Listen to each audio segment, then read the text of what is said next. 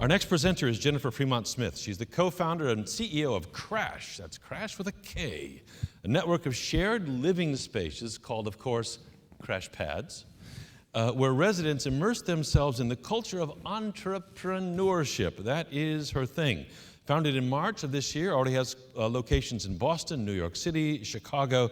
Jennifer was also co-founder and CEO of Smarterer. You may have heard about this, a platform to test and score digital technical skills. Instead of relying on your resume, where you went to school, hey, answer these 12 questions and we will know a lot about you in a hurry. Google Ventures founded it, among others.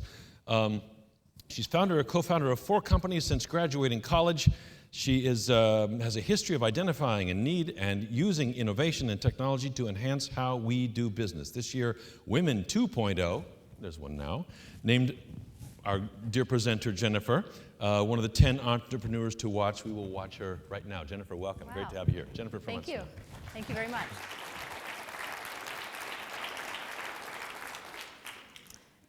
Hi there. So first of all, I want to say that it's not really fair that I have to go after all the videos of cute babies. I wouldn't necessarily choose that position, but it actually was a nice tee up because I'm going to talk a lot about human relationships and how important they are, and those relationships that come later in life, and their importance. So as Tom mentioned, I'm I guess what you'd say call a serial entrepreneur. I've founded a number of different companies to varying degrees of success. And today I want to talk a bit about how innovation happens and ideas get off the ground, and the way that's changed over the years. So first, I actually have to figure out how to turn this on. Okay, so there was the old way, which is not necessarily the best way, and I lived this way. I founded a couple companies sort of along this path. I'm going to illustrate what I think is a somewhat typical path of the way things used to be done. First, you sort of hole up in a home office somewhere, maybe in your mother's basement, maybe in your own house, probably in the suburbs, okay? So you're kind of lonely, you're isolated, you're out there by yourself. Then you keep your idea secret. Okay, it's top secret. You don't tell anybody what it is. You make everybody sign an NDA before you tell them about your idea. It's very close to the vest, very closed process. Then eventually you go out and you raise a lot of money, a lot of venture capital, and you spend a lot of money to get your idea or your product out into the market, and maybe you're successful or maybe you're not. Either way though, it's a long and slow and expensive process. Okay, so the result is, it takes a lot of time, you spend a lot of money, and it's a really lonely and very isolating process that does not breed strong connections and a strong community around you. Okay? So fortunately, something good is happening, which is a better way that has emerged over the last few years. And that way, there are a couple big trends that are sort of supporting that direction. One is that a lot of people are moving back into the cities. Since 2010, in fact, more people have moved into our city centers than are moving out for the first time in a very long time, which is a really positive trend because it means that there's more density there and more close relationships and more opportunities for collaboration. People are working in co-working facilities. They're all over in every city. You can find a place where you just go, you rent a desk, you sit there, and you talk to people all day long about your ideas. Okay? There are all kinds of new methodologies and systems for testing ideas, for iterating on ideas, so that you can get your idea out there and into the hands of users more quickly and less expensively. And so that means it costs you a lot less to either fail or succeed. And plus, it's a lot easier to access capital. There are angel networks and lots of angels that are out there, angel investors who can write small checks and get you up and running very quickly. So it's just a much faster, easier process to get an idea out into the market. It's cheaper, and it's, quite frankly, more collaborative. And so all of this is fantastic. However, it's not quite enough, and that's because, frankly, it takes more than money and it takes more than speed to be really successful over time.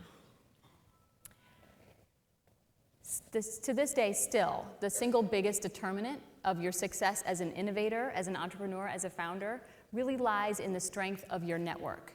Those networks play a very critical role, and we believe that they're quite often the difference between success or failure for a founder, right? So think about it. If you're a founder, let's say you're an idea person, but you're not a coder. So you have to find that coder to build the initial version of your product, right? You need the hacker. If you are the hacker, you're the coder, but you don't have an idea, you need to find somebody with the idea. Or if you have an idea, you need to find somebody who's got business development skills to go sell it, who can recruit people, who can raise money. There are a lot of relationships that have to happen. If you're a founder, you need a co-founder, you need marketers, you need interns, you need volunteers, you need people to spitball ideas with you. There are just lots of moments of collaboration that have to happen to make that idea get out of your head and into the market successfully.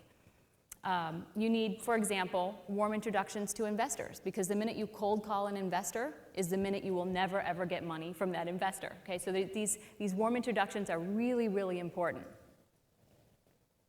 And this is not a new idea. Okay, so thousands of years ago, this Euripides wrote this in his play The Phoenix, which is, I guess there are only fragments that still remain, but one of the points that remains is that every man is like the company he keeps.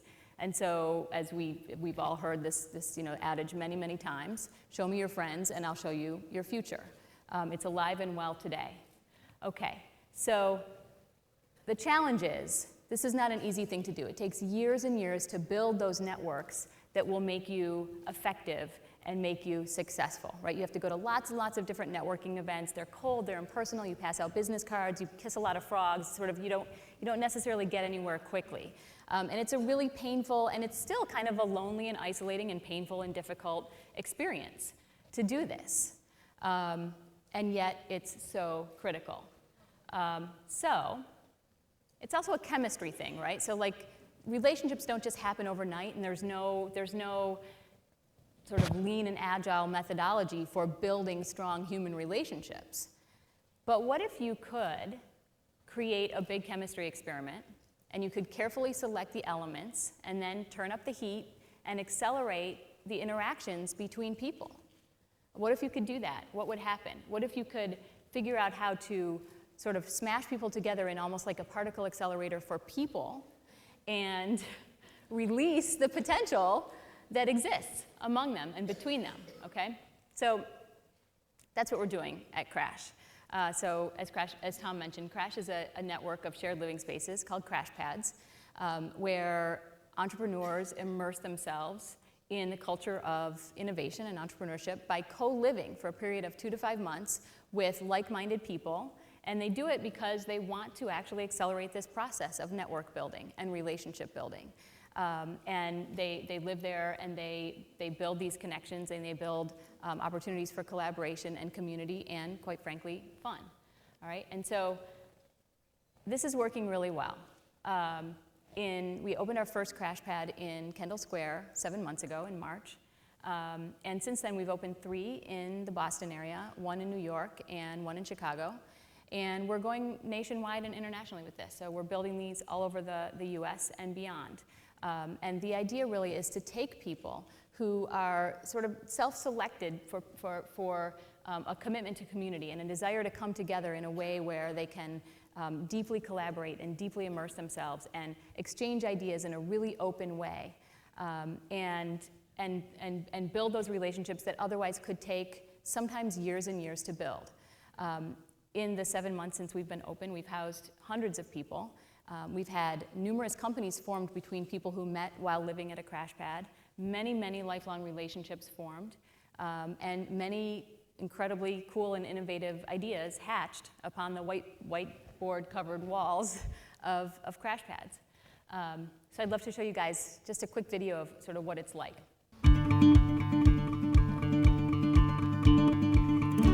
Are you an entrepreneur? I was like, yeah. I was like, are you new to Boston? I was like, yeah. It was so weird because I'm looking for a place to stay, and then I search KrashPad, there's this place called Krash, and I'm like, this has to be fake.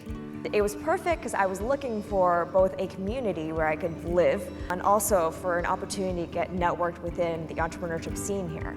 And that provided the best of both worlds. The fact that I would live together with other entrepreneurs, or at least with people that are interested in becoming entrepreneurs, that was exactly what I was looking for. If you're coming to town just for a few months, or if you're staying even longer, we can be really flexible. For innovators and entrepreneurs, they need that. They can't get locked into something that might not work 6 months from now. What's unique about KrashPad is the community. And that's where entrepreneurship really needs help. It's a lonely, hard journey, and you need people along the way to help you. having this net of people that get it and understand it versus, you know, me just finding any old roommate and they don't understand, like, why I'm up at 3 o'clock in the morning designing something. You get to be surrounded with like-minded individuals who don't find it strange that you are completely obsessed with an idea. I think what took me 6 to 8 months just through networking, I think could have greatly been accelerated by living in an environment like a KrashPad. We've designed the whole experience to try to clear the path for them, whether that be the coffee in the morning or the bagels on Sunday morning, the family dinner, the idea paint. The whole experience is designed to facilitate ideation, collaboration, and getting stuff done. There are just so many people and talents and skills that have to come together to make a startup successful that if you don't have that network, your chances of success are much, much lower. And so part of our mission really is to create that network in an accelerated fashion for people. All you had to do was say, like, I am a member of KrashPad. I met you at the Taste of eShip. Do you want to grab coffee? And then the next day you're meeting with a CEO of a huge company. The relationships that you get at Krash are ongoing. While at a normal meetup, you know, I'll collect someone's business card, I might shoot them an email, and it usually dies right there. The intimacy and the environment in a KrashPad event is unlike anything I've seen at other startup events. And given that we had people from like Techstars and Startup Institute, it was like an awesome clash of all this different knowledge that was going on. One guy's working on heads-up display glasses, another guy's got a music project. Just by like combining those together, you can get a lot of cool dinner discussions as well as like possible business ideas. I absolutely love it when I talk with members of the community and they tell me how much their time at KrashPad has changed their life, and that's immensely satisfying. The biggest way that my life has changed as a result of my experience at Krash is my understanding of how networking really works. I'm forever more intelligent about how I go about pursuing my dreams. Krash has been huge. It's changed the trajectory of my life. Now it feels like the whole world's opened up.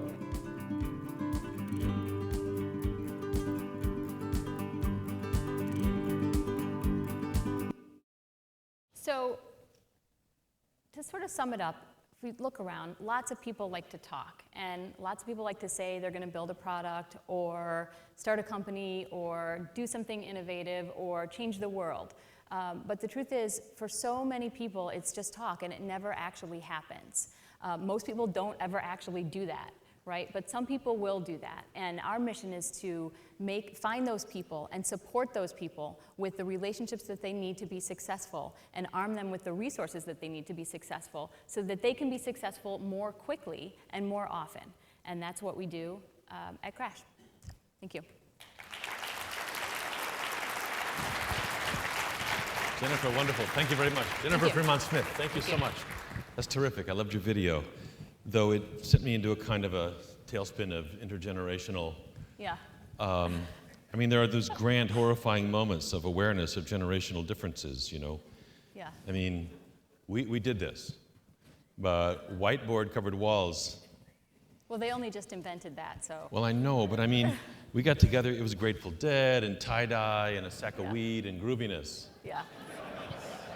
Free love. We have grooviness, but. I know you have grooviness. Yeah. But that's just amazing. I mean, this is, and I've been an entrepreneur, and I get this, but it's just, you think things are steady state, but they're not. Here you're in a generation where, like, there are ardent desires to go live in an apartment with whiteboard walls and talk about startups all night. Yes, yes, indeed.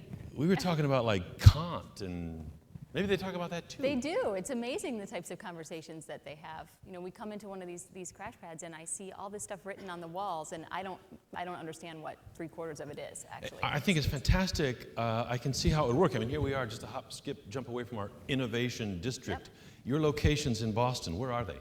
Kendall Square, Central Square, and Charlestown. In a place with already pre-existing concentration of would-be entrepreneurs or active entrepreneurs is Boston.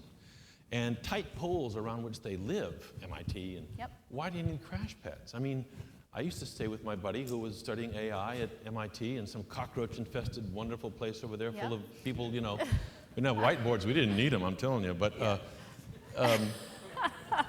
it was already there, it was a KrashPad. Yeah. Why do you need institutionalized? So, well, I guess I don't love the word institutionalized. Maybe Okay, operationalized might be better. lightly organized.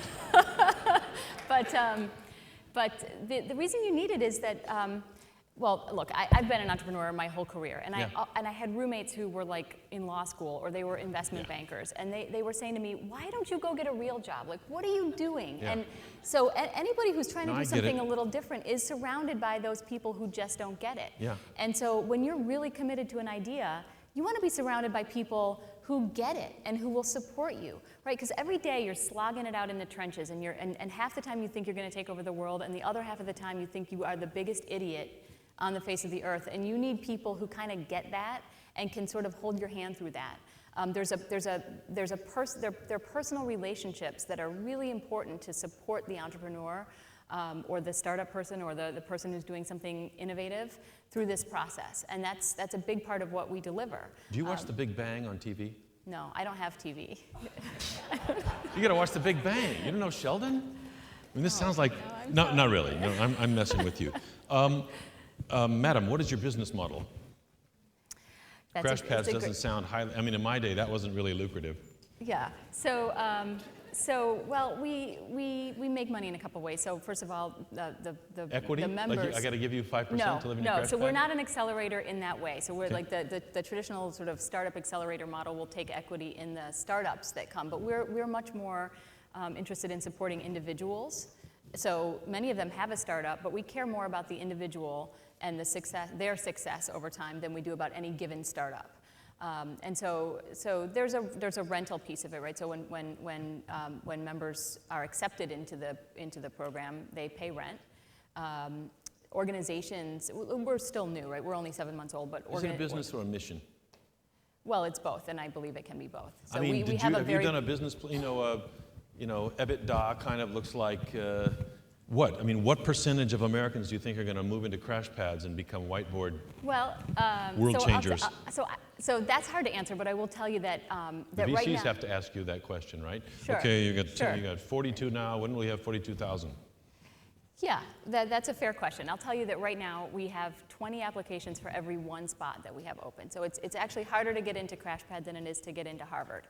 And that is growing every day, right? So if you want to talk about like that, there's that hockey puck curve that VCs hockey or it's hockey stick. Puck hockey we know stick, like yes. Right, okay. Stick we like.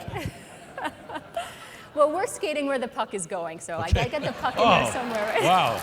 Okay. Check. Okay. Yeah. It's awesome. This is physical. Yeah. So we believe that there will be a KrashPad on every university campus for every country in the world that wants to support innovation and entrepreneurship. We'll be supporting KrashPads in their local cities, but also sending people from their communities here to some of our innovation hotbeds like Boston and New York and San Francisco to stay in KrashPads. So I don't think there's a limit. I'll also let you know that when we opened up the first KrashPad, like many things, you don't know what's going to happen, right? You sort of you put up a website and then you're like, okay, see what happens, and we immediately got absolutely inundated with applications, which was fantastic. Is it like Airbnb? You just go online and where's the KrashPad in my town? You go in and you go online and you apply, but then there's a rigorous application process. You are interviewed by 3 different people because we want to make sure that A, that you're just awesome, and B, that you really get what we're trying to do and that you want to participate in it, right? So this is not for everybody. This is shared living. It's intense. It's not somebody has to be very committed to sort of not going the normal path and not being willing to go at the normal pace. But it's not like what's in the fridge in a KrashPad? Nothing, right? No, that's not true. We stock the refrigerators. There's milk, there's ramen. Okay. I knew it. And there's lots of coffee. And coffee. Yep. And then we deliver bagels on Sunday morning. No, I think this is fantastic. Do you assess their business plan before you let them in? No, we assess their ability to articulate what they want to accomplish. But we're not about figuring out the merits of any given business plan. Again, like this is sort of a lifelong relationship that we're starting with people, and so my first business plan was terrible. If anybody had judged me on that, I would, that would not be good, and we don't want to make that mistake. We believe that by bringing people into this environment, really supporting them, we deliver some educational programming on top of this that helps sort of tap into their full potential, that ultimately they'll succeed. No, I think it's great. It's very potent. It's like the Olympic team, you know, living together, the bobsled, like, or whatever. It's a lot like the water that. polo It's a lot team, like and that, they yeah. live together, and they get to know each other's moves, and they inspire one another. They get good coaches.